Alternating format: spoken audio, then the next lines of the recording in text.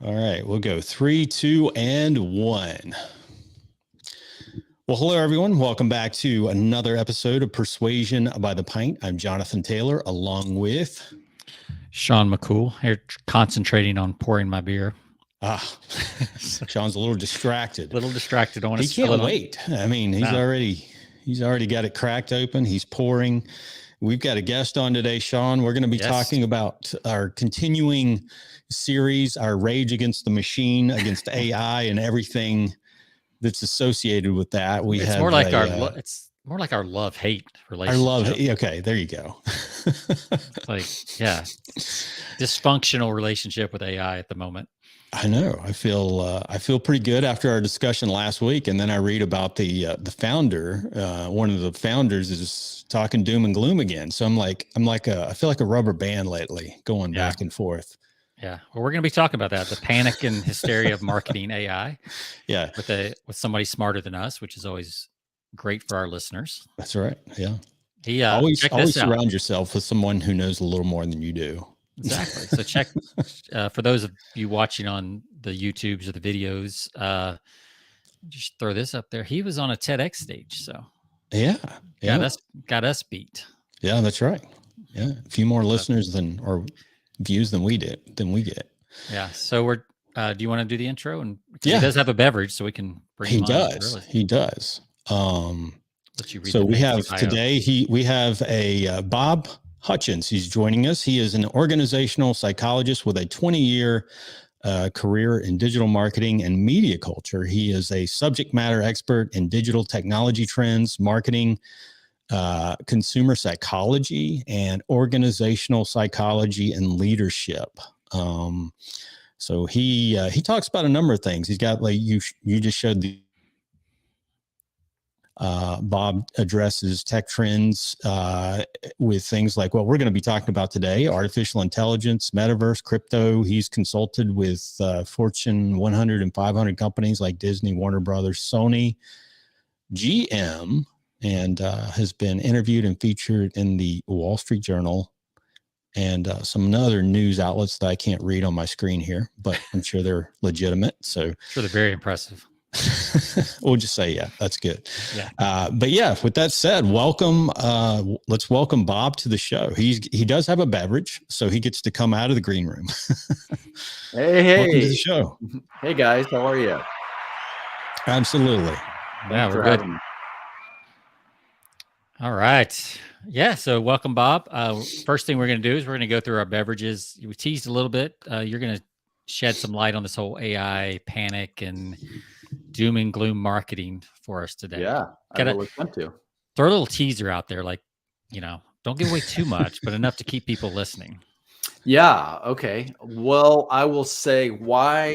I'm going to talk to you guys today about why we love and fear AI at the same time. Okay, that resonates for sure. Well, yeah, I've had these up and down days where I'm like, oh my God, it's amazing. Oh my God, I'm going to be replaced. Yeah. Sometimes in the same 30 seconds. So yep, absolutely. That's what we're all dealing with, I think, on some levels. At least if you're paying attention. There's still a lot of people that are oblivious at this point. So there's a lot of factors in there. We'll hopefully dive into it. Cool. Very cool. Yeah. Well, what are you drinking over there, Bob? You're in Nashville, right? I am just outside of Nashville in Franklin, Tennessee. I'm drinking you're in horse country. Yeah, kind of. It used to be. I'm drinking a red cab. I think this is from the Wagner family vineyard in California. So very nice. I like a good cab myself. Good cab and a cigar. Absolutely. Bob, that's a beautiful area over there. It is. I go over there every now and then on business. Sean and I have a mutual friend over there, David Dutton. Oh, I know David very well. On the show. Yeah. And a great guy. Spring Hill, Franklin, that area is just amazing. And then you got places like Murfreesboro, which, Murfreesboro, I remember even 15 years ago, there was not much to Murfreesboro, and now it's just like it's a place to be.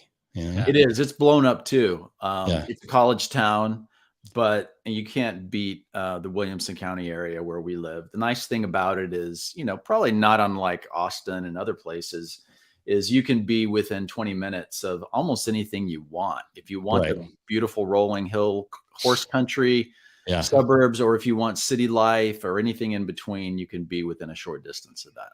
Yeah. My daughter used to ride horses out there in Franklin at the the big horse park out there. Yep. So yeah, dropped a lot of money in that area. I was going to say, I can imagine. Not a cheap hobby. No, definitely not. All right. Well, Jonathan, what do you have over there? Okay. Well, I have a something called a Cosmic Crown. I'm going to show. Well, I'll just show the can here. This is one from Cigar City. Okay. I think we've reviewed a couple of Cigar City brews. They're based out of Tampa, and this one is a 9% ale. It is a Belgian style strong, emphasize the word strong, golden ale. Okay. So I don't think I've ever had an ale this strong before. So this will be interesting. Yeah, I've had some quad ales that were definitely in that range that I like. So yeah, sounds good. All right, I've got from Untitled Art. I've had them on this show a few times. Yeah. This is a barrel-aged Mexican, because it is Cinco de Mayo as we're recording this, style cream stout. It's a little strong, 12.9%. Barrel-aged imperial stout with macadamia nuts, cocoa, cinnamon, chocolate, vanilla, and milk sugar. So it's kind of got that Mexican chocolate vibe going on. Yeah. In a barrel-aged, smells very sweet. So we'll see how this goes. That sounds really good. All right, Bob. What kind? I know you have you say a Cabernet. I do. I have a Cabernet, California Cab. So okay. All right. Are we toasting? Is there one in particular that you that you have a favorite? You know, I really love anything from the Wagner family. They make Camus, but they also they make Bonanza, they make Conundrum. So anything from that on the Cab side, I really like. All right. Very cool. All right. Well, let's cheers it up. Cheers. Cheers to a good show. Thanks for having me. Oh, that's the wrong one. Come on. There we go. I got this soundboard, Bob, and I hit the wrong sound effect. So, but we could do an applause. I mean, why not? Right? That would be an appropriate response. Cheers. A toast to a toast to our future overlords. Yeah, we should be also cheering to what is there a new king that's about to be crowned in a few hours? Or something? That's right. That's right. If he survives that long. Our past overlords, right? He survives. Yes. There you go. They've been having him on medical watch the whole week. It's like really interesting. Yeah, he's having heart issues, I think, from what I've heard. So probably just drama to add in. It's probably an AI leak. I'm sure. You know, I watched. It's funny you say that because I watched. There was a little documentary on him. I think it was last weekend. And I forgot what channel, but I actually caught like I caught it right as it was going. It was right before bed. I caught it as it was the early years. So quite interesting. Quite a bit of turmoil in his. I didn't realize how much turmoil there was in his early life. Like he was kind of a troubled teen in some ways, or that's the way he was portrayed, I guess. Yeah. Can't imagine you'd end up dysfunctional in that family. It's weird. No doubt.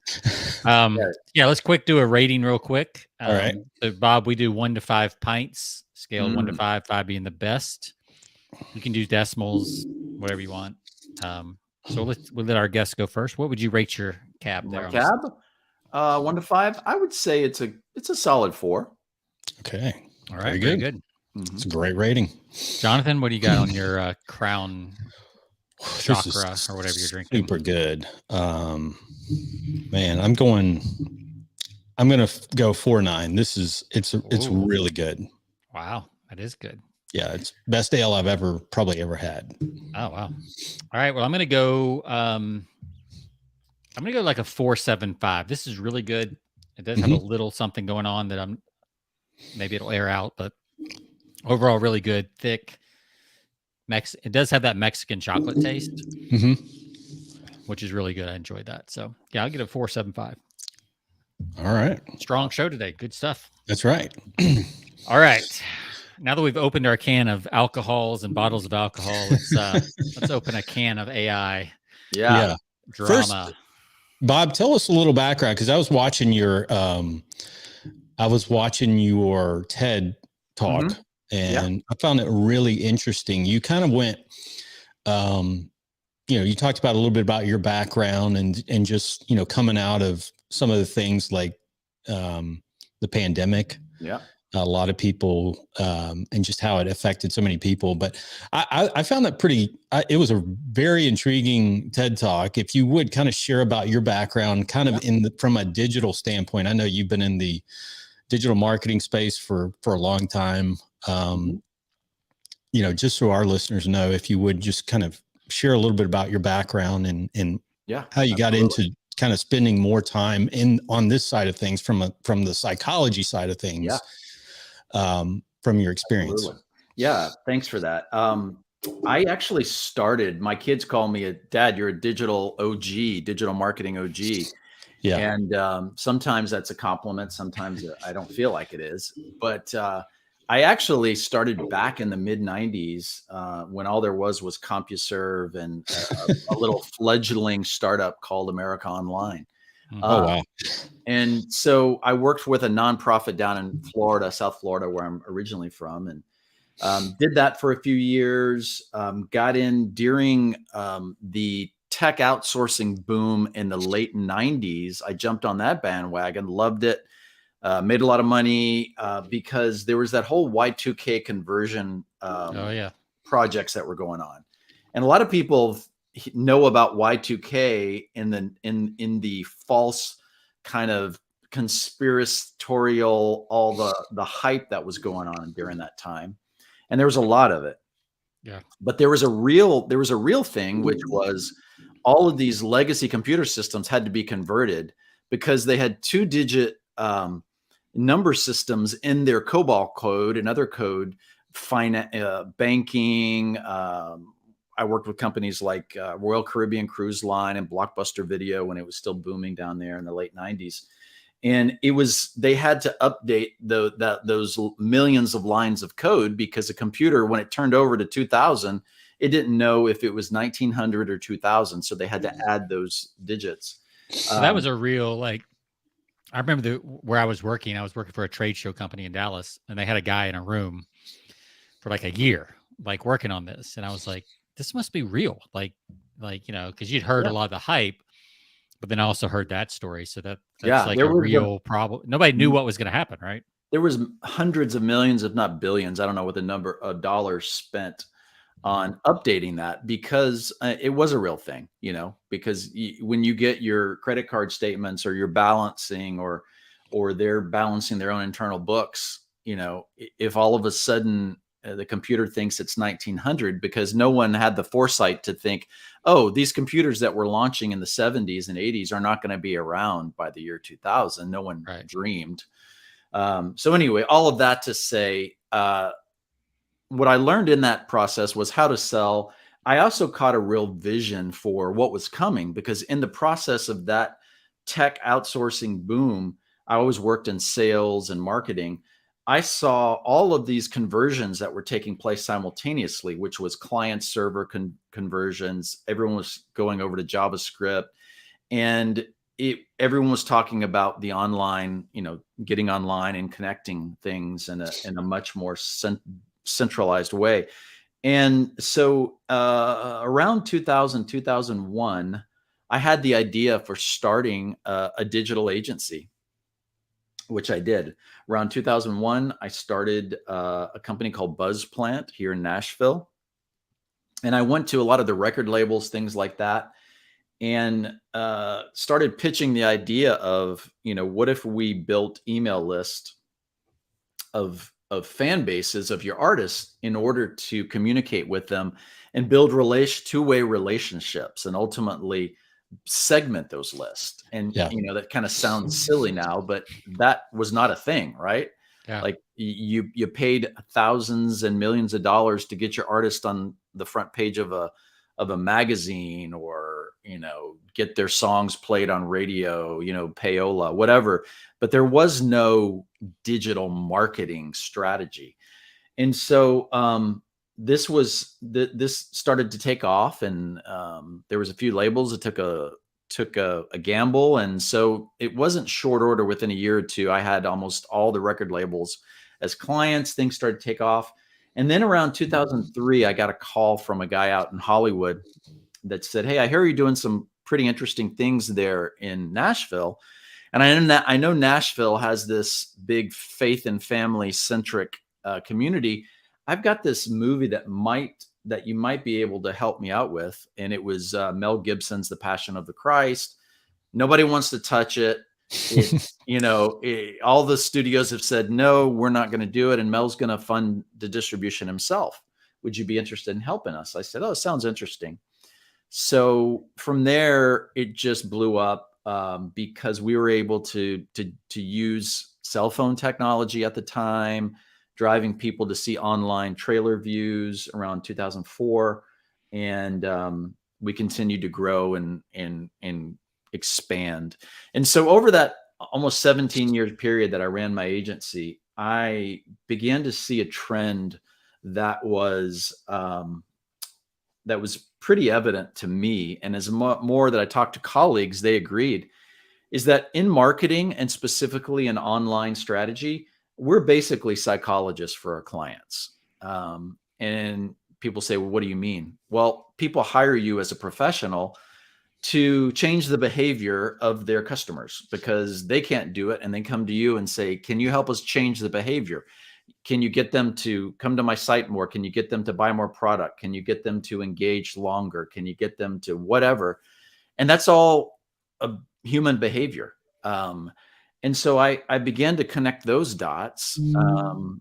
And after I closed my agency down in 2017, shortly after, I went back and got a master's degree in behavioral and organizational psychology, and really began to dive into that hard.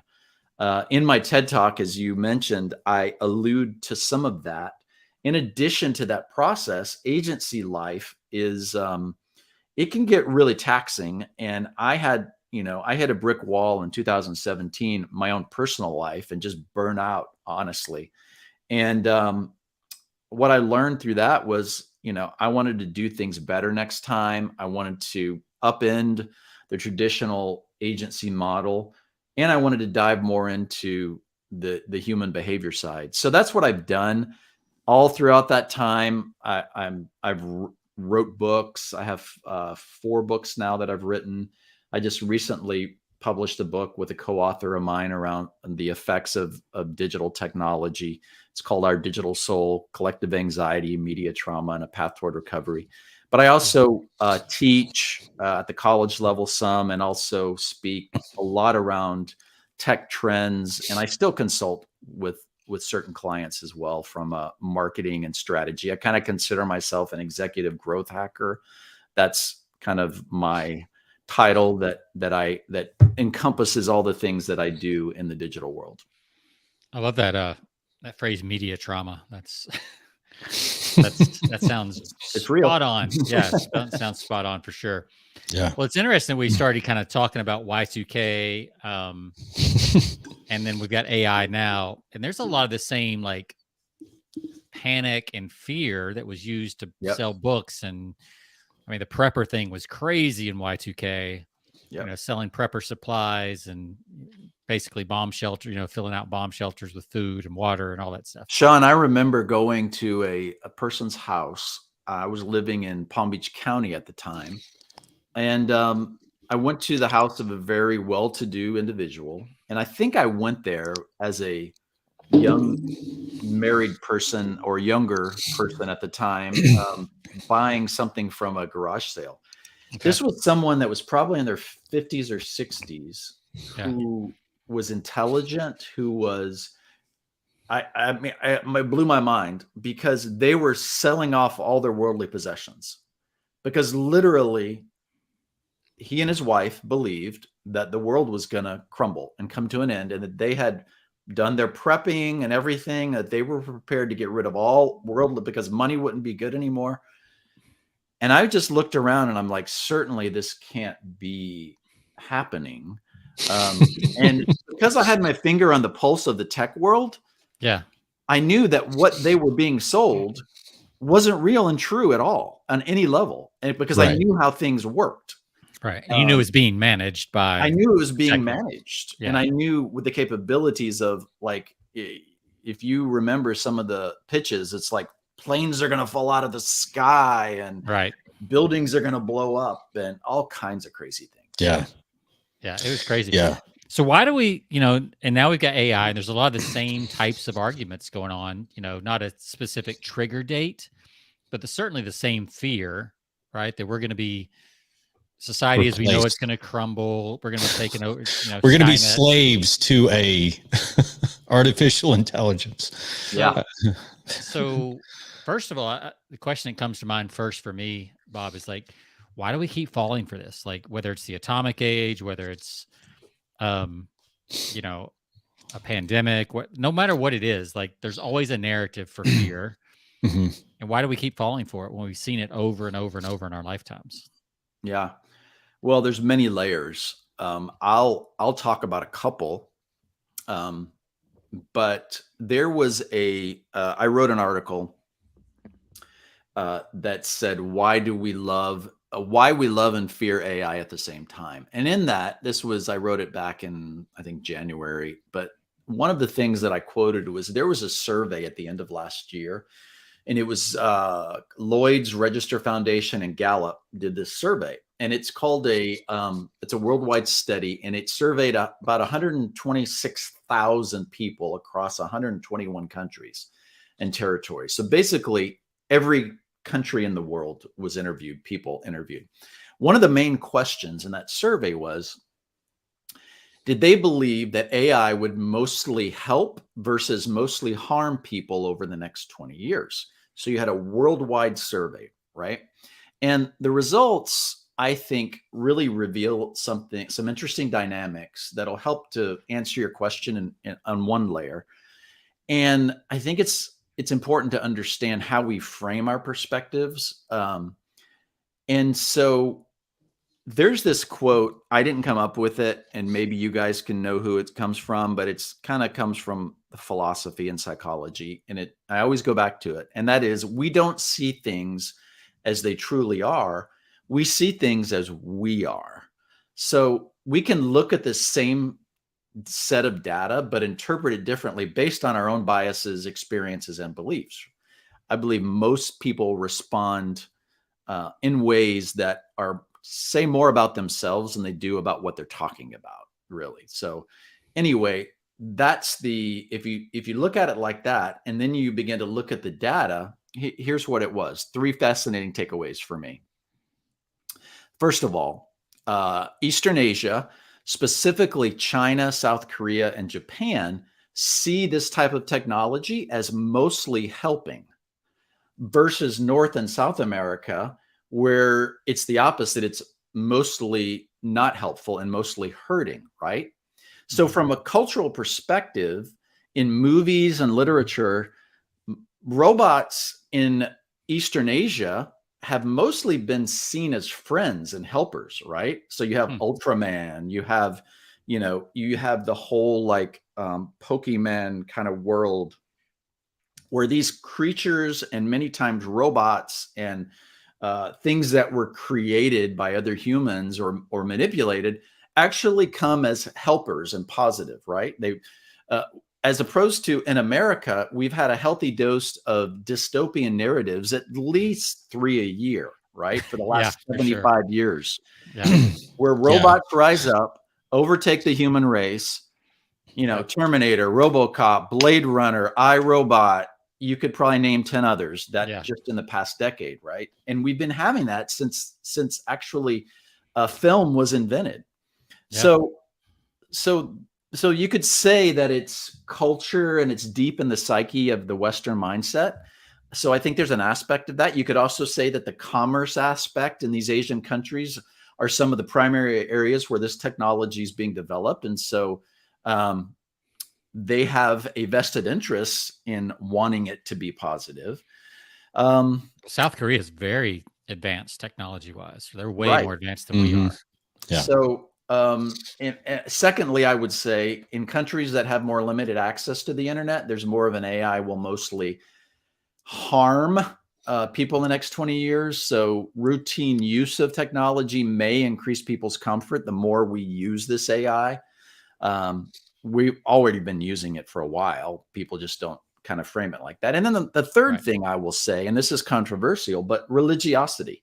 Those who said religion was important in their daily lives were less likely than those who said it was not to feel AI will mostly help in the next 20 years, 47% versus 64% who were, respectively. So the concept of artificial intelligence makes many people uneasy from maybe a theological or ethical perspective. Sure. Right. So, I mean, again, it's not saying anything about religion or faith. It simply says if your worldview is one of two things: constant heavy diet of robots bad, people good, robots are going to come and overtake us, i.e. culture, and maybe some religiosity that says there is a dystopian future of good versus evil, and we can kind of frame it, and this fits into that narrative. So I think that's a couple of layers of it, if that makes sense. Yeah, it does. Yeah, I don't know. I can't think of one while you were just talking. I was trying to think of any science fiction movie I've ever seen where the future is always good. It is a dystopia. It's it's morbid. I mean, Minority Report, Gattaca, exactly. Like they're all. And there's not a lot of logic to it. When you talk about AI, the first many times, oh, it's scary. Mm-hmm. Okay, tell me more. What's scary about it? Well, and then you begin to enter into illogical fantasies, right? Like it's going to have its own consciousness. Mm-hmm. Okay, well, you just unplug it. You just turn off a switch. Right. Like, has there ever been a innovation or a technology that kind of took on a life of itself? I mean, we could have those discussions, the argument. Sure. So yeah. There are concerns that I have around AI, and there are some illogical concerns, I believe personally. So I try to live on the edge of that coin. Like, I don't try to play heads or tails. There's a third side to a coin, and that's called the edge. And I think if you try to live there and balance there, I think you'll find the truth of really what's going on, and you can kind of get your own issues out of the way and start to see a way forward. I'm curious, since you brought it up, what are some of your concerns with AI as we're seeing it right now? Yeah, I think there's some very valid concerns. We could go down the list, and we don't have time, but just the training data, who's managing that? Meaning, as we've got ChatGPT based on data that is learned up until 2021, right? Yeah. So sooner or later, someone's going to pull that lever, and they're going to say, "Okay, now let's make sure it's up to date." And depending on those data subsets, so for instance, we can see this with Google. There was a study that was done that said Google college professors, right? And then you go to the image search.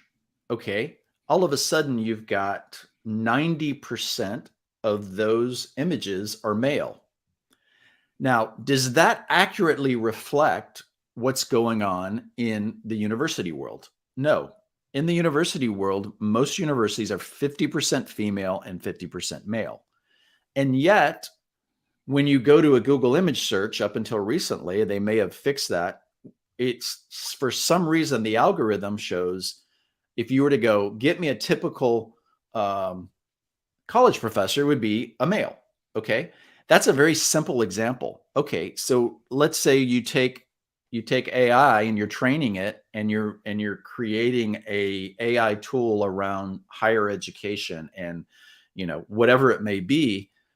There's a good chance that the image, the art, the content, the data that it's being trained on is 100% inaccurate. So take that example and let your mind go and say, who's looking at these things and saying, all right, if you're going to make an AI model around who's going to get a loan or not, or what parts of the country you're getting data and opinions or socioeconomic data, and training it and then rolling it out to the rest of the country or the rest of the world. Those are some things that are just basic 101 that we need to be really concerned about, because people are plugging this data into all kinds of applications and decision-making processes and number crunching. So that concerns me, that we're rolling this out so fast that we're not examining those things as it's getting integrated into medical information, pharmaceutical, like I said, banking, finance, et cetera. So I think that's a basic 101 that, while we're talking about the end of the world, we could potentially be talking about some just really bad data that it's getting trained on, because it's garbage in, garbage out. Yeah, it's basically it's repeating whoever the person behind the coding. I mean, people are fallible, right? Absolutely. So that has to mean that at some point AI is fallible. And, I found it interesting in this discussion this past week where, if AI can give answers and can learn, it can, if it can learn the behaviors of a human being, it can also learn some bad behaviors, right? It can learn how to lie. Right. It can learn how to, do all the things, I think sometimes we automatically associate, AI as being just a pure, concise, gives us the answer, everything that we need. But I think that if you've got something that's continually, gradually learning in such a capacity as it's currently doing, I mean, on the pace that it is, it's not inconceivable that it could also learn bad habits along the way and That's use right. those and That's right. And justify those bad habits or justify those actions in a way that we often justify our actions, right? I mean, that's exactly right. Another example was, if you're using it to solve problems and issues, this is a kind of a silly one, but I think it speaks to maybe the logic. I heard, I'm a soccer fan, and they were asking the AI, how can we use this in sports to help, analyze movements and crunch data? And so AI was asked, how do you get more touches? How do you get a forward to get more touches on a ball per game, right? mm-hmm. And how do you train and help your players to get more touches? Well, the AI said, put the ball really close to the player and have the player vibrate really fast. Great logic. And you will get maximum touches on the ball, but totally out of context of the nuance of really what we're talking about is human engagement. So again, a silly example, but if that's what it did with that, those are the types of what they call hallucinations in AI. Very Dr. Spock or Data, like from Star Trek. It's like too literal. And I think that's definitely one of the problems. Or it could have just been, maybe it was just being a smartass. Who knows? Yeah. So those are my concerns. My concerns are maybe some of the inequities that are not done on purpose, maybe some of the bad information, like you said, and ultimately bad habits that we might get from isolated training data versus trying to come together and have some sort of, let's have some different minds and disciplines think about this from different perspectives. Yeah.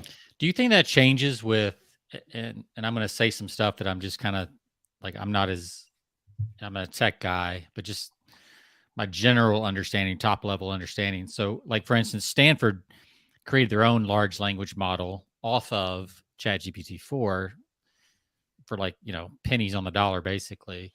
So if this is an open source type thing, does it allow for that to like other people to start influencing it, or is it the same base data so it doesn't matter? I don't even know if that's a valid question. Well, that's the other concern, because I've been keeping an eye on, there's some people, something was announced a couple of weeks ago where you begin to daisy chain these things together. Right. So what if you train AI to analyze AI? How many levels deep can you do that? Right. Right. Derivatives. Derivatives of saying, well, if AI is saying this, can we build a layer on top of it that takes it and goes, can we improve on that?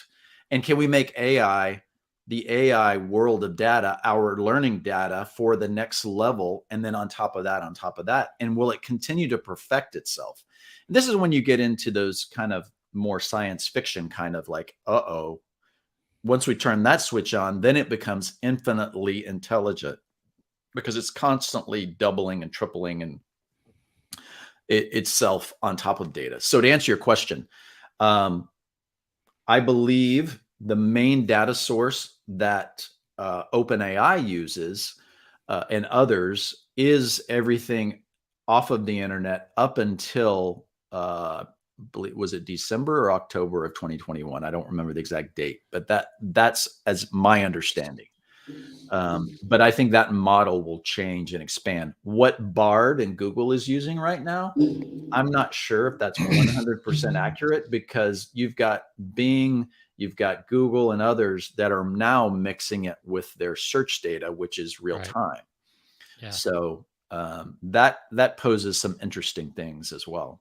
So the question, I was having a beer on the back porch with a friend last week, and we were talking about some of this. And this idea of like stacking knowledge, right? So if I ask AI to give me, 14 ideas for a blog post, and I get it to write a blog post, this is just text, not even coding and all the other things it can do. So it's basically a derivative of what it learned, right? Or what it went out and sought. And I just picked and choose the parts I liked and had it write, and it filled it out. Well, that becomes a blog post on the internet. And as it starts tapping current knowledge, it's that derivative effect we were talking about. So the question he and I were battling with, isn't that exactly how humans have done it, though, over the last 100 years? Don't we just take two ideas and put them together and create a new idea? Or is there another layer in human thinking, and this is where your psychology stuff might come in, that is more intuitive, inspirational, comes from out there somewhere that AI can't reproduce? Well, AI is not taking people misunderstand. AI is not taking a bunch of data and spitting it back, and how it's not like search. It's actually digesting the data, like you said, like a human does, and then connecting dots based on what the prompt is, right? Okay. So it's giving you right now, as of early May of 2023, it has no incentive, desire, or programming to check whether it gives you truth or not, right? It's not checking citations. Now, you could argue that Microsoft, Bing, Edge, and Bard is trying to connect those dots. But if you just talk about OpenAI and ChatGPT, its goal is not to give you accurate truth. Its goal is to give you iteratively what you're asking. It's to please you and say, give me this that sounds like this, that's based on that. It goes back like we do in our own brains. And if you were to say to me, hey, paint a painting like Leonardo da Vinci would do, right? And I sit down and I think of his famous paintings and I paint something similar, or create something that kind of looks like it's influenced from Banksy. If I was an artist, I could do that, right? Because I've studied it and I've looked at it and I know what those references are and I know what those famous paintings are. So it's a combination of all those things that then says, oh, that's Bob's style, which is actually kind of looks like this. You hear this with bands too, right? You're like, they're influenced by U2, or those guys, have some riffs that sound like Metallica, but they put it in their own style. But you knew that's what they listened to and were influenced by. I agree with you. That's how the human brain works. So I'm very suspect of all these lawsuits that are going, you're ripping off this art. how is it any different than someone sitting outside of the Louvre and some French guys painting pictures of the Mona Lisa and selling them to tourists? Like, you're not arresting him and telling him that, he has copyright issues. No, he's just taking something that exists in the zeitgeist and he's recreating it, or a version of it, or influence. This is what school is. This is what college is. This is what life is in our brain. So I know that can go down all kinds of rabbit trails, but I think that's what we're wrestling with. And honestly, guys, I think our fear and all this controversy around our fear of work, it's poking at our identities, right? It's like humans are the only ones that can have intelligence. And that's just not true. We see it in animals. They're becoming, the more we learn, we realize they're much more intelligent than we ever thought. It's just different intelligent. Right. And now we're dealing with another different type of intelligence. And either we're going to say, hey, let's lean into all the stuff that this is going to free us up to do, to be more creative and to be more human, and get all this stuff off of our plate that's really shouldn't be our identities, i.e. crunching numbers all day, writing ad copy for other people, making money off of driving and holding a steering wheel. Machines can do all that stuff much better. I get it. And I'm very sensitive to job loss, but we're going to have to reevaluate how we spend our time and what is, our priorities and our identities. We bought into this, like, do those things until you're 70 years old, 65, and then you'll have a few more years to live and you can enjoy life. Yeah. Yeah. I think AI is turning that upside down. Exactly. I think we're headed for a serious, I have a lot of friends here in Austin who are entrepreneurs. They're younger, they're in their 30s. They've made more money in their 30s than their parents, or, I did, in my whole life. They've already made that much money in their 30s. And I'm seeing them hit these existential crises in their 30s instead of their 50s and 60s, right? Yep. And I think we're about to see that with AI. It's going to force what you're talking about, these crises of identity at a massive scale, all at the same time across multiple generations. And I don't know. I think that's the underlying fear that maybe people subconsciously know, but they don't know how to put it into words. So it just comes out as fear. That's right. That's exactly right. I can't sit back. Again, we don't see things as they are. We're seeing it as we are. Like, what is the real underlying fear here that you have against this new technology that's causing you to have so much anxiety and resistance? Because Marshall McLuhan said, resenting a new technology will never stop it from happening, right? So you can resent it all day long, you can fight it, but have we not learned for thousands of years from the invention of fire? Just because you fear it doesn't mean it's going to stop it. We have to understand it, examine it, and we can learn a lot from the last 10, 12 years of social media. It has not been all great. As a matter of fact, we're more anxious, we're more divided. So let's learn from it. But there's no stopping this train. No, the horse is out of the barn. So, I mean, it's kind of funny. Sean and I have been talking. It's kind of interesting to hear all of these people within the tech industry who are now saying we need to pause for 6 months or pause for a year. And that's a different angle, from it. And I think, well, there's no way. I mean, we were just talking last week. There's no way people are going to pause because, you're not going to pause and let somebody else get ahead of you, right? It's an arms race at this point. Yeah. All new technology creates a mad race. Sure. Yeah. Right. So I think the best that we can do is people like you and I and the little tiny things that we can do is continue to have rational conversations and push toward, let's make sure that it is fair for everyone. Let's make sure that anything we create doesn't have the potential of harming. Let's get ethicists involved. Let's get psychologists. Let's get, philosophers involved in this and look at it from all angles and say, we screwed up some things with social media, and we don't have to create attention, steal people's time and attention constantly. There are other ways that we can monetize this and decentralize it to have a little bit more control over it. So I think those are things we're all wrestling with right now. Do you think there's a specific agenda behind those who want to perpetuate fear and say, let's hold off on this? Or, do you think there's an ulterior?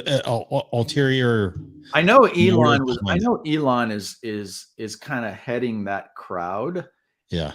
To me, that's a little suspect that he was one of the owners of OpenAI, and then he parted ways before they sold to Microsoft for billions of dollars. And now he's saying, I'm going to make that on my own, but let's all wait for 6 months. To me, that's a little. Let me catch up. Yeah. But what about Sam Altman? We talked about this a little bit last week. He's going around and he's talking about how scary this is, or how we don't know what it is. There's a lot of concerns. I agree. And I think. But is that just a marketing game? Because if you say it's scary and powerful, then it means it's powerful, right? So people want it. That's an article I read, and I was like, that's a really good point. I don't know if that's what he's actually doing. Yeah. But it certainly would make sense that to a certain demographic who crave that, right? Yeah. Well, I mean, it passed the bar exam at 90%. Yeah. I saw a Journal of American Medicine article that came out, a few days ago, and it said that like 60 something percent, it scored better in bedside manner and medical responses than doctors, right? Yeah. So, again, there's no stopping the train, and there's so many amazing. Imagine the world this is going to open up to people with disabilities, people that can't communicate or can't learn or can't see, or, all the things that the sky is just going to open up so many things. And it has a potential to fall into the hands of, deep fakes and, terrorism and people who are bad actors who could use it. That's a very real thing. So I think that we're going to see the rise of a whole cottage industry around copyright certification, anything that is created art-wise or a fake is going to have some sort of embedded watermark in it. I think that's a great use of blockchain versus some of the crypto things we've seen lately. I think there's some great usages around verification and integration with AI. So all of that, the security side. That's an interesting. I hadn't linked those two before, but the idea of blockchain is a way to authenticate. That's kind of a cool idea. That makes a lot of sense to me. Like, I've never been big on crypto. Right. To me, it's just speculation. Blockchain makes a lot of sense to me as a technology. And we're going to see the same thing with AI. When the AI companies start coming and get listed on the stock exchange, this is going to go to a whole new level. Like, it's just going to get ridiculous for a while, for sure. Because we haven't even hit the speculation phase of AI yet. This is just like the nerds and the early adopters played with it. On the chips that are feeding like NVIDIA and companies like that. It's starting to happen. There was a company, are you familiar with the whole Chegg recently? Chegg, CEGG, it's a horrible name. It's a company that is public that I believe focuses on higher education. It used to be a company that you could rent or borrow high textbooks in college. Okay. And then after that, they evolved into this, like, we'll help you with your homework. We'll help you learn things, so it's kind of like a gray hat kind of thing for college students. Yeah. Well, it all of a sudden stock plummeted because college students like, wait a second, why do I want to go to Chegg to get them to write my paper when I can go to AI? So that hit the news recently as the first official kind of public company that was affected by it, and I think that's an obvious one, right? Mm-hmm. So where do you see, putting on your psychology, your marketing, all the different hats you've worn in your lifetime, like where do you see like the human, like what are we going to be doing? Yeah. And how soon? Like how soon do you see all this like really upending things? Because I have personally, I think it's going to happen a lot faster than most people are willing to admit. I agree. I think 2 to 5 years, like the world could be vastly different. I think it's going to do two things. It will definitely upend, like I said earlier, those jobs that we're going to see that machines, i.e. computers, can do a lot better than humans. So the question is that I keep going back to, if a machine can do it better than you, should you be spending your life focusing on that? And what are the things that the machine can't do that you do much better? Can we focus on that? So here's my tech optimist hat on. I think this is going to spawn, and maybe we can get together in a couple of years, guys, and see if I was right. The biggest renaissance since the Renaissance. And here's why. There would be no Beatles without McCartney and Lennon, right? When they were together, it was magic. When you create something, you usually don't create it in a vacuum. It comes from, Jonathan and Sean getting together and having a beer and creating a podcast, right? It comes from you and your buddy, coming up with an idea, or a group of people. That's the principle of a mastermind, right? Mm-hmm. So imagine having a very sophisticated colleague that is your Lennon to your McCartney, is a sophisticated intern that sits by you all day and assists you, and is super smart and is a living encyclopedia. You guys are old enough to remember encyclopedias. I've sold them. I sold them door to door. Exactly. So what does that produce? Like the kid who wanted to potentially write a novel, or the kid that dreams of being an actor, writing a screenplay, or the kid that dreams of, whatever creative endeavor, all of a sudden he's got a tool that he can enable him to do that. And you could argue, well, it's not a real human being.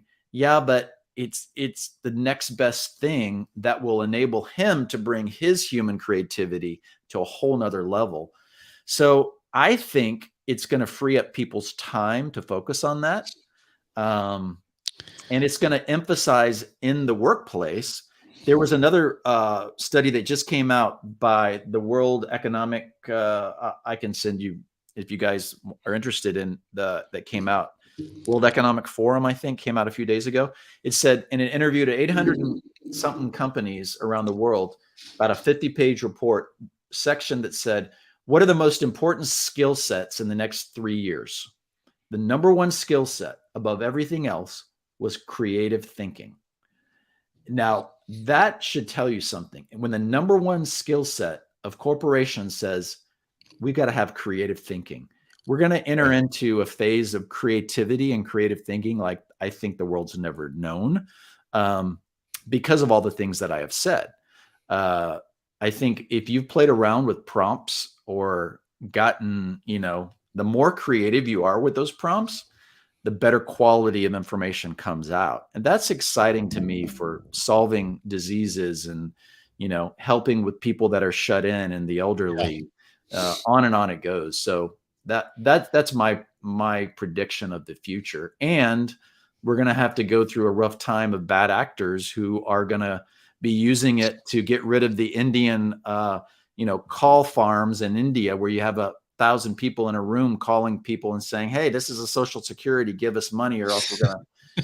Now you're going to have your own daughter's voice, because it's accessible on the internet. It's true. Calling you and say, hey, Dad, I'm stuck and I need you to wire me some money. Yeah. Those are the things we're going to have to deal with. Wow. Yeah. I've seen some of those where that's already happening, where they're, pretending to be your grandmother, saying your brother just got, in a car wreck, or, just crazy stuff. Like, yeah, it's insane. That's crazy. Yeah, I definitely, it's interesting you say that, because I was doing a training for a lot of small business, online marketer type people earlier this week. And one of the things I said just kind of came out as I was talking about copy and marketing and then using AI. I was like, you guys are taking it too seriously. Like, you're treating it as a tool, which it is, but if you treat it as a toy, I think you'll have a lot more fun with it. And if you go in and you start prompting as it's a toy or a video game and not a tool, because we're so right, or is it right brained here in the Western world? Like, it's, look, now we can 10x our productivity. No, maybe we could just like pump the brakes on that. Maybe we could just have more free time, but so but but then everybody else, there's content arms race going on, especially in the marketing world. Absolutely. But the point was like, treat it like a toy, not a tool. And I think you unlock more of that creativity. I like that. I the way I use it is, I think I mentioned earlier, I use it as a sophisticated intern. You would never take the intern's work and throw it in front of the client without reviewing it, tweaking it, changing it. But it's really nice to have a smart intern to be there to help you, do the things like give you those ideas and write stuff that you don't want to waste your time writing. All of that stuff. So I use it. This is something I would never do on my own. I had it right. So my birthday was in March. I had a birthday card, and I was about to I was trying to decide, like, do I throw the card away? Do I keep it a little bit longer? Like, I don't know what to do with the card. And I was thinking about it. I was like, man, that sounds like a Seinfeld episode. So I went to Chat GPT and I said, write a Seinfeld episode about the confusion around when to throw away a birthday card. And in 30 seconds, it had written the entire show, with characters, the right voice, everything, because it has that data, right? I've noticed it does a lot better if you ask it for pop culture type references. Yeah. Because there's so much as opposed to there. Right. Yeah. And direct marketing, as much as we all love it, it's pretty small blip on the radar of world content, right? So it's more likely to know Seinfeld than David Ogilvy. Yeah. So, although you'd be surprised if you start again, I'm amazed at the sophistication and detail that you can give in a prompt, and then all of a sudden, like I will tell it sometimes, like, pretend that you're David, that you work, that you're a head copywriter at Ogilvy. And blah, blah, blah, blah, blah, blah, blah, blah, blah, blah. And I'm going to ask you questions about this product, and I need you to respond as if you're that person. Okay. And it'll say, okay, Bob, I understand. Here's how it, and then I'll have this conversation. Yeah. And it begins to really do some amazing results on that. And again, like a sophisticated, highly educated intern, that I'm not going to just spit it out and give it to a client. I'm going to review it. It's going to prompt me. It's going to give me bullet points that I can work with. And I'm going to put my human touch on it, but it's going to save me a lot of time and make me more efficient so that I can be more creative and spend more time on those deeper things that I need to really. So to answer your question, I think it will spurn some interesting creative times. And I think it will also give rise to the evident experts amongst us. When everybody is crying about, everything's going to be commoditized and my copywriting is going to be done on machines. Well, guess what? What that's going to do is get really good at your copywriting, because there's going to be a market for human only written copy.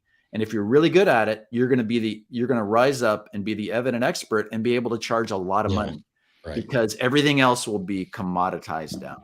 Sure. Right. So it's like handmade furniture, right? Handcrafted. Yeah. Handcrafted. Handcrafted will take on a whole new meaning as we move forward, for sure. Yeah. Yep. That human touch, man. There's no substitute. Absolutely. So Bob, how do you, like, a timeline wise, like, some people are saying, oh, I don't see it replacing, jobs for 5 years or 2 years, or where do you fall as far as how fast you think this is going to continue to accelerate? I think it's not going to be a across the board thing. I think it's going to be industry specific. I think those industries that are built on the back of mediocre copy and information will be hit the hardest, right? I don't think that we're going to see the big agencies or companies lay off tens of thousands of people because of ChatGPT. I think it'll be a slow iteration. Much like I referred at the Y2K conversion. There was all these like COBOL programmers that were on their way out. Then all of a sudden they had a resurgence and they were charging, back then it was like $75 an hour. And they were making tons of money. There was a lot of money. That was like $150 an hour now, right? For a COBOL programmer. Yeah. And you could write your own ticket. So but then when that was over, there was a slow fade of that because, you could still find COBOL, but there's not a lot of it around 20 years later, however long. I think that's the way we're going to see it. I think people are going to have to readjust, realign. Certain industries will get hit immediately within the next 6 months to 2 years. I think other ones we're going to turn around in 10 years from now and go, oh, it looks very different than the way it did today. Yeah. So I don't think there's a need to be fearful. I think there's a need to recognize how this can help, how it can hurt. And like Marshall McLuhan said, he was a media theorist back in the day. He was a Canadian media theorist. He's the one that coined the phrase, the medium is the message.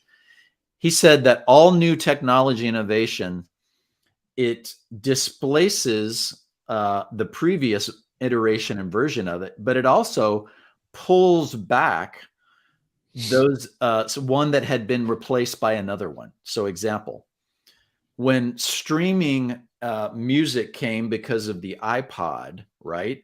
And we all got rid of our albums and our record players, what happened all of a sudden? Now, all of a sudden, everybody wants vinyl again, and they want that human touch, right? Yeah. So it brought back something that was previously put away. When the ebooks came out and Kindle, they were like, oh, the death of the physical books. And guess what happened? The last few years, physical books have boomed. Yeah, my daughter's 22. So my question is, what will AI pull back that was previously, made obsolete? That is a rule of media that always happens. What did podcasting, what we're doing, that pulled back talk radio that the digital world and satellite had said, that's obsolete. No one listens to talk radio. It's gone.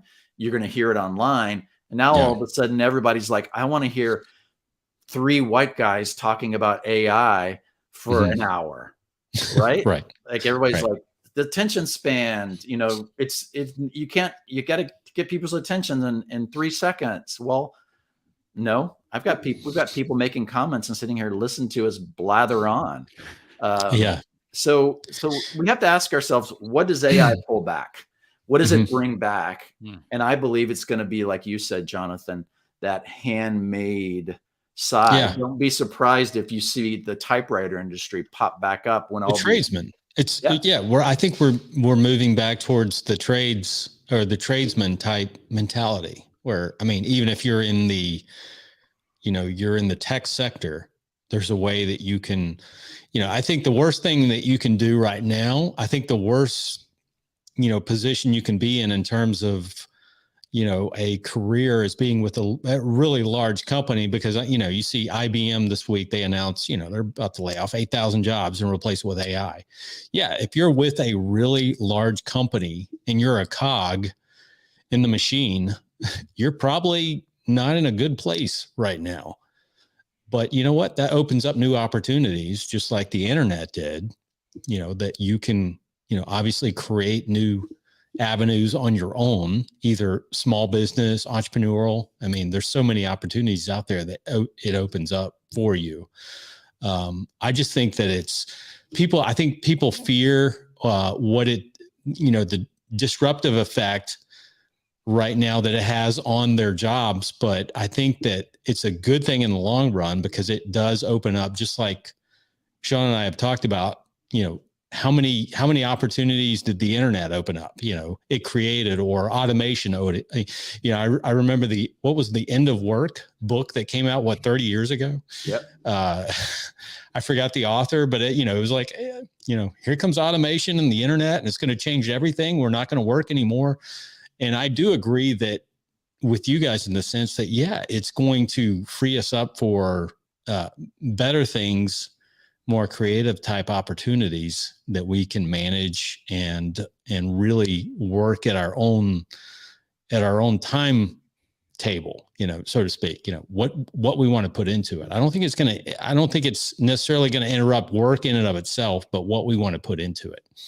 Yeah, I agree. I agree 100%. And I think too, that there is, you mentioned, I don't think I ever addressed it. Like, what's the motivate? Do you think there are bad actors or motivators or media? Yeah. Yeah. I mean, that fear sells, right? It's like, of course people want you to be fearful of, like, it plays into your psychology, and I'm going to click and I'm going to read it. If it bleeds, it leads. Absolutely. Exactly. It leads. So there's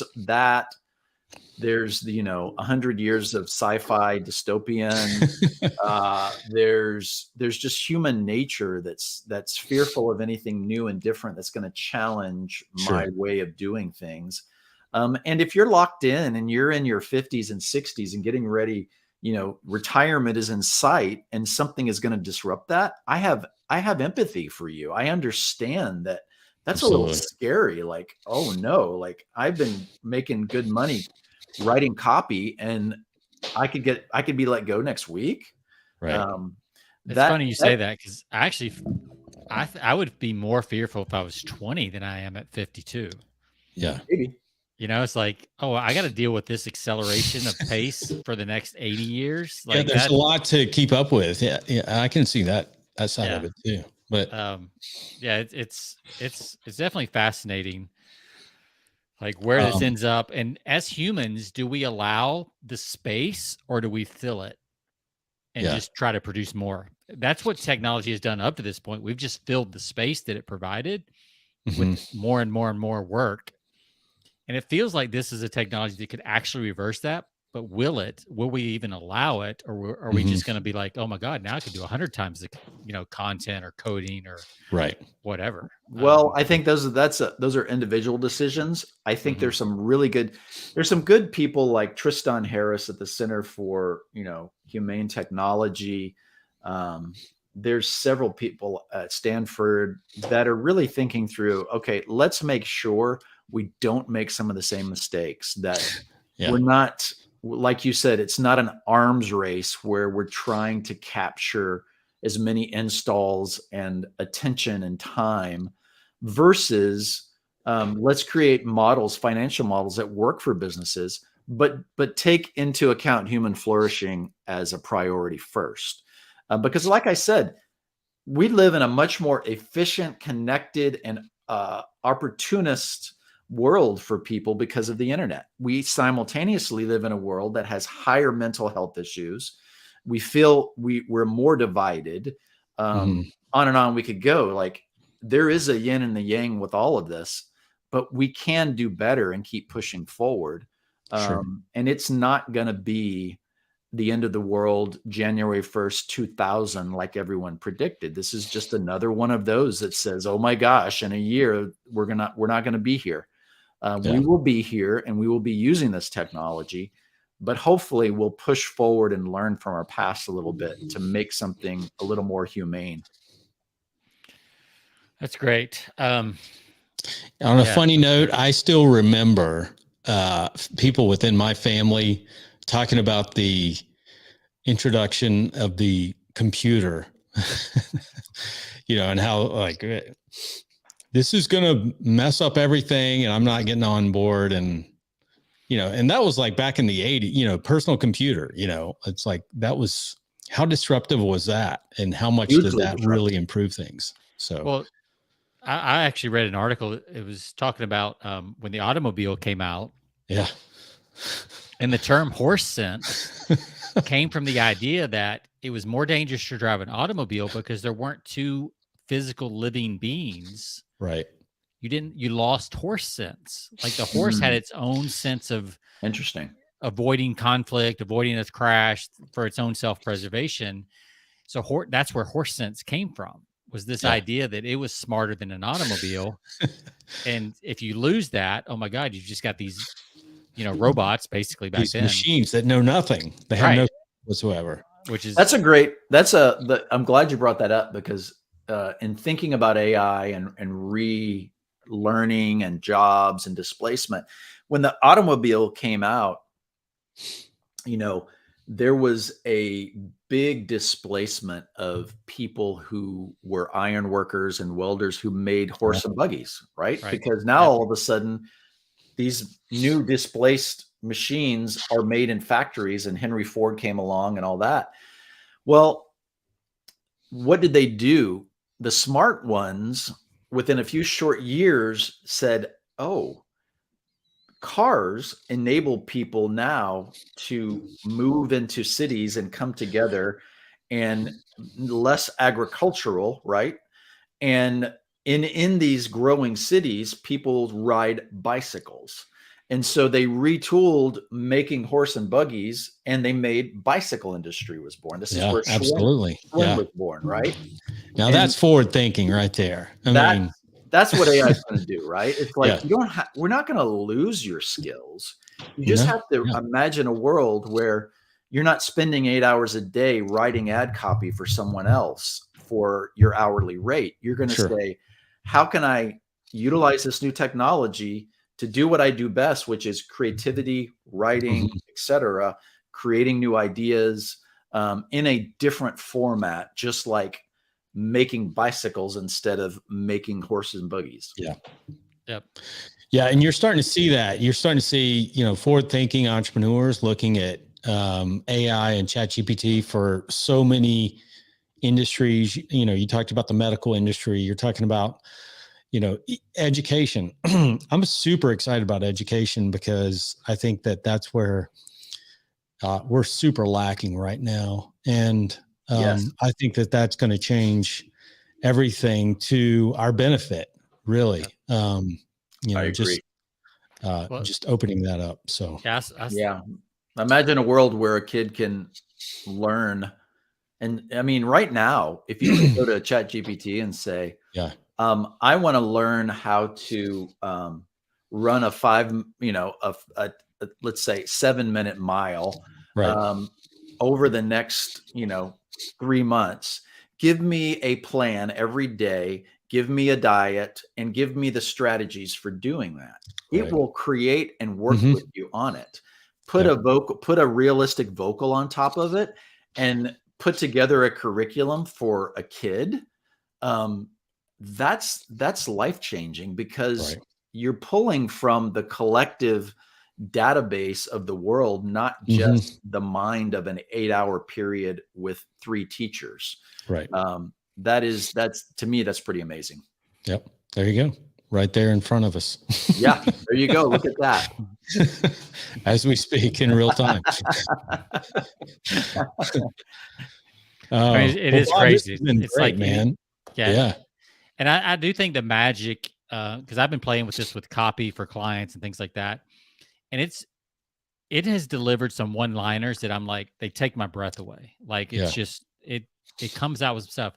But if I trace it back, it was something I said in the prompts using my own intuition that really triggered that next level of writing from ChatGPT. And prompt engineer is a job.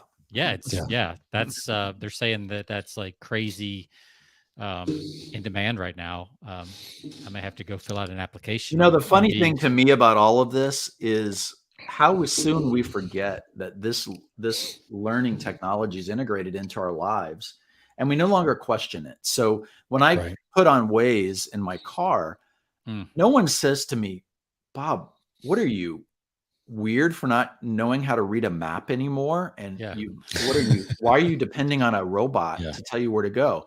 We don't think twice about that, right? or Grammarly, right? It's telling me how to say it better and correcting me and saying this sentence is too long. We don't think twice about that. But yet, for some reason, with this new technology, because it's so big and impressive, we get scared. And I understand that it's new and it's different. But if we just take a step back and observe our progress, we've been enjoying, I'm glad that my headlights come on by themselves, and they know when to come on and when not to come on, and to come on at turn off at cars and not to reflective signs. And this is all learning technology that we really enjoy. Yeah, absolutely. Yeah. It does feel a little bit different for some reason. I don't know why. Like, even if I think back to the, 99, getting online and all that just, to me, it didn't feel as much of a threat as this does. I don't know why. Maybe my age is different. I don't know what's going on. So it'll be interesting to just see how it plays out. But I think it's because if we had a different word for it, I think when we anthropomorphize and call a machine intelligent, which I think it's not the best word. That was coined in the 50s, 60s when scientists came up with it. We're not talking about intelligence, because if you really look at it, it's ones and zeros, and it's algorithms, and it's programming language, right? That's a great point. So I think that's part of it, because now we're going, oh, what if it becomes smarter than us and it becomes sentient? We anthropomorphize a lot of different things. And it triggers this tribal response, like we're going to get kicked out of the tribe. Right. I mean, that to me is the underlying fear, is like, I'm going to go back to identity, and we can wrap up with this. Bob, you said it really attacks the identity. Like, what am I going to do with my life? I'm getting kicked out of the tribe. I'm no longer useful. It's what causes people to die after retirement, too fast. Yeah, is that they no longer feel useful, and they kind of wither up. So that's going to be the big, mental health, I think. I mean, mental health is already, I'm glad mental health has been brought to the forefront recently, because I think it's going to be a bigger problem and a bigger opportunity to work with people moving forward, because this is going to trigger some stuff for sure. Yeah, I'm speaking this year at the Mental Health Marketing Conference. It's in Nashville every year. And Steve Turney, who does that, and I'll be speaking about AI and mental health professionals. I think that in itself is going to be a huge benefit. Obviously, a huge struggle, because people are already gravitating toward AI partners and relationships, which that's going to be a real thing. Yeah, I find it interesting. I was reading this week that people are seeking AI for counseling now. Yeah. Yeah. And if you really think about it, though, I mean, if we could provide a world where there was a way to check in with people, including ourselves, to then be prompted. For instance, what YouTube has done, especially with young girls, like, they know when someone's going down a rabbit hole and searching for how to lose weight, how to look better, how to remove inches, and they know that girl is in a certain age demographic and has been doing that for 4 hours a day for the past month. There's no reason that a company like that can't build in algorithms to go, wait a second, we need to readjust, because we know this is not healthy, right? Right.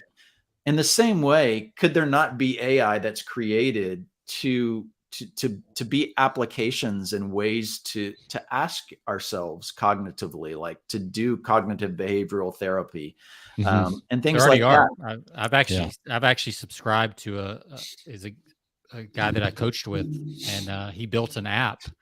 That's awesome. That uses a cognitive therapy type approach, where you just type in and it just goes back and forth, and it's pretty amazing. It's very effective. And there's a certain anonymity to it, that it feels that way anyway, that you're willing to say whatever to it. That is, I think, an advantage of a machine when you're talking to a chat bot or something. It feels a little more like, it feels like you're not being judged as much, right? So well, that's why we go to a therapist, right? And that's why a therapist says we can't have a relationship outside of this. Exactly. And I'm not going to tell you about my personal life. I'm just going to prompt you with the questions to think about things. Basically, I'm going to act like a robot.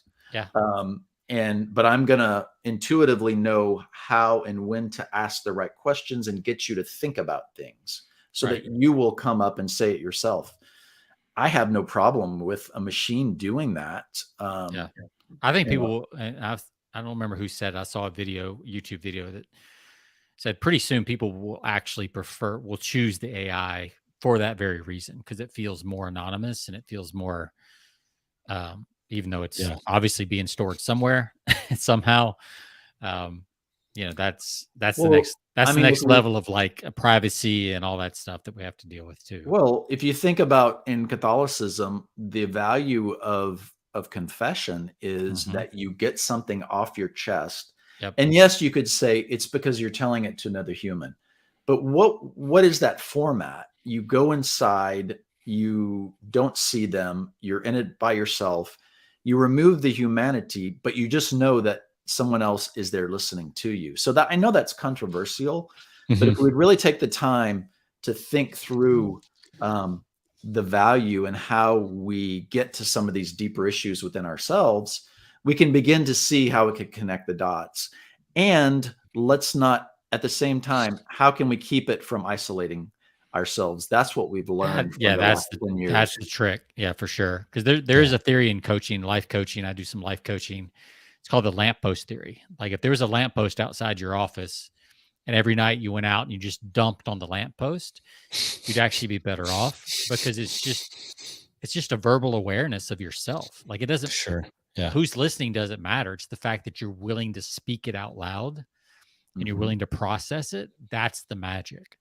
Yeah. So whether it's a machine listening or a person listening, it doesn't matter. The bigger point is you as a human is willing to, it's an awareness thing. It goes back to Buddhism or, anything in the old Eastern religions. It's just the awareness that you have a problem and you're willing to talk about it. That makes a big difference. And I do think AI can help a lot in that. So. Yeah. I think we're headed to a different tomorrow. I think I think it's going to happen faster than we think. And there's going to be some great things and there's some concerning things. So I don't think we solved it here, but hopefully people listening got some different perspectives. Yeah, for sure. Who knew we could get food delivered with an app, when the App Store came out, the iPhone came out, or replace the taxi industry. Well, soon there will be no one driving that car, and you'll have, and you won't be driving your own car, and you're going to have so much more time to do other things. I don't know, Bob. I'm not there. I'm not there with you yet. We already have driverless. I'm a control cars. Freak. We already have them in Austin. So Uber already has driverless cars in Austin. It's already happening. So. Yeah. I've always told my wife control is an illusion, but I don't practice that myself when it comes to driving. So you're more like Will Smith. You're like Will Smith in iRobot, right? You're like, no, that's right. I'm driving this thing. That's awesome. Well, Bob, this has been fun. Yeah, thanks for having me. Yeah, how can our listeners learn more about you? Find out. Obviously, you've written a couple of books here lately. What's the best place? They can go to Amazon. Finally Human was a book I wrote a few years ago called Finally Human, using digital media to restore culture and better our world. And then my most latest book that was just released at the end of last year, which was the kind of opposite of that, is Our Digital Soul: Collective Anxiety, Media Trauma, and a Path Toward Recovery. And I wrote that book with a friend of mine who is a licensed marriage and family therapist. Her name is Jenny Black. So therapy perspective, digital technologist, organizational psychologist perspective, and really helps to kind of frame a more rounded view of that subject. Yeah, I mean that, we could get social media as a whole. I mean, that's a topic in and of itself that, you could get into. So I'm sure that's. Yeah. I have a lot of opinions about social media, and that it's a different world than even AI and what we're talking about, right? Yeah, so, absolutely. And then Finally Human was my effort to frame a lot of the digital world and my background in in digital media to really make a more, there it is, the black and white one, to make a more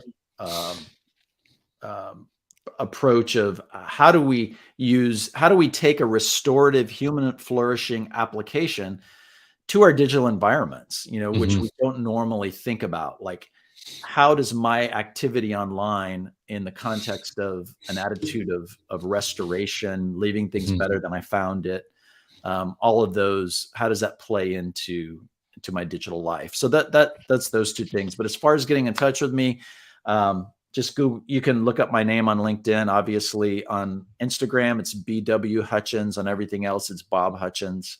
Twitter, I think, even on TikTok, I believe it's also Bob Hutchins as well. Fantastic.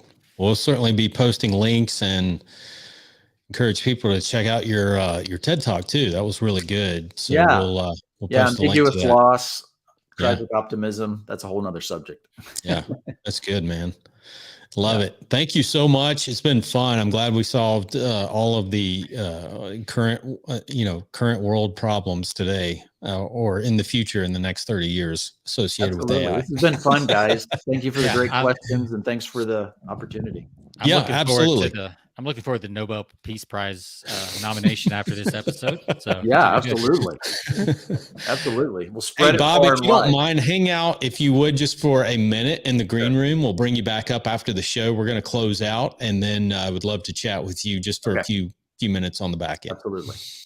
All right. Thanks. Cheers. Good stuff, man. Loved it. Great discussion. I could talk with him all day. Yeah. Stuff. It's good. We should probably I'd have to get him to drink Bob back in. Yeah, I'd have to get him to drink a little bit more wine so we could really find out what's going on. But I'm sure we could get into pretty deep on the social media aspect of things. That could be fun. We may have to do that. So good stuff, man. Fun to talk about. It's as we talked about before the show, my every time we do one of these podcasts, Sean, I'm very encouraged about AI and I'm excited about it, only to get dragged down by the media next week. Somebody in the news, or I'll hear some report of how AI is going to destroy our civilization here in the next day or two. So, and I wanted to welcome, we had a YouTube viewer, Christy Songwriter is her YouTube name. Haven't seen that name on here before. So thanks for showing up and thanks interacting for with the comments. Absolutely. You can write some cool songs with Chat GPT. That's for sure. No doubt. I'm excited because there's so many things. I was using Chat GPT today, Sean, just to give you an example. I had a company reach out to me today, or actually yesterday. They were using a specific application it was a chemical engineering problem, and I had not heard of this process before. Went to Chat GPT, and man, it laid it out perfectly.